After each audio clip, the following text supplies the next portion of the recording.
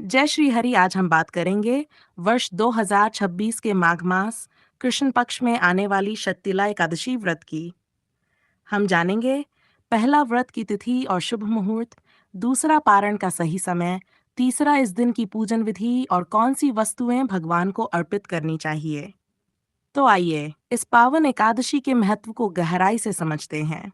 आप सभी को शक्तिला एकादशी व्रत की हार्दिक शुभकामनाएं। भगवान विष्णु और माता लक्ष्मी की कृपा से आपके जीवन में सुख, समृद्धि और शुभ फल की वर्षा हो। व्रत का महत्व। माघ मास की कृष्ण पक्ष एकादशी को शक्तिला एकादशी कहा गया है। शास्त्रों में कहा गया है कि जो भक्त सच्ची श्रद्धा और निष्ठा के साथ ये व्रत करते हैं, उनके पाप नष्ट हो जाते हैं, दीनता और दरिद्रता दूर होती है और स्वर्ग में आनंददायक स्थान प्राप्त होता है। शक्तिला का अर्थ। शक्तिला शब्द में शत का अर्थ है छह और तिल यानी तिल के छह प्रयोग: उटन, स्नान, हवन, पान, आहार और दान। इन छह रूपों में तिल का उपयोग करने से व्रत पूर्ण होता है। पूजन विधि। इस दिन भगवान विष्णु, माता लक्ष्मी और श्री कृष्ण की पूजा करनी चाहिए।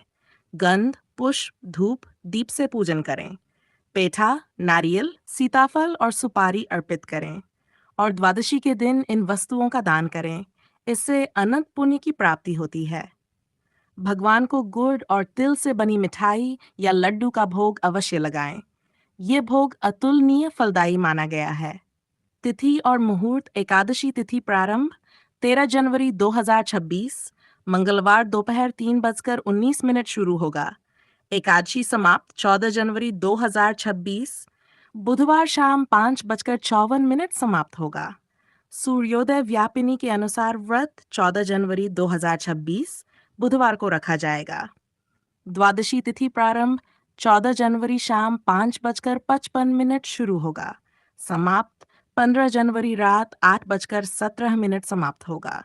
व्रत का पारण 15 जनवरी को सुबह 7:15 से 9:20 के बीच करें। व्रत पारण का श्रेष्ठ तरीका। गाय के दूध से पारण करें। यदि ये संभव न हो तो फल, जल या तुलसी दल से पारण करें। व्रत की तैयारी और नियम। जो भक्त ये व्रत धारण करते हैं, उन्हें दशमी तिथि से ही संयम का पालन करना चाहिए। सूर्यास्त से पहले भोजन करें, रात्रि में ब्रह्मचर्य का पालन करें और भगवान का स्मरण करते हुए विश्राम करें। एकादशी की सुबह ब्रह्म मुहूर्त में उठकर नित्यकर्म से निवृत्त होकर गंगाजल मिश्रित जल से स्नान करें। यदि गंगा स्नान संभव न हो तो घर में ही गंगाजल मिलाकर स्नान करते समय माता गंगा का नाम लें। फिर भगवान विष्णु को अर्घ्य दें और संकल्प करें, हे प्रभु, मैं माघ मास कृष्ण पक्ष की शक्तिला एकादशी का व्रत धारण कर रही हूँ।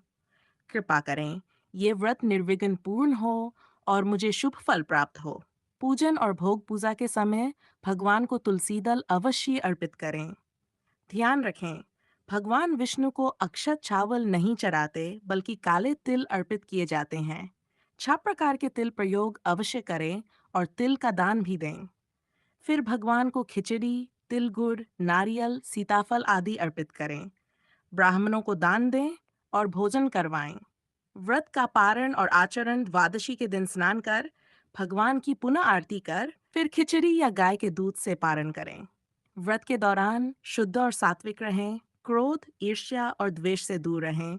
भगवान का नाम जपें। नमो भगवते वासुदेवाय या श्री कृष्ण गोविंद हरे मुरारी।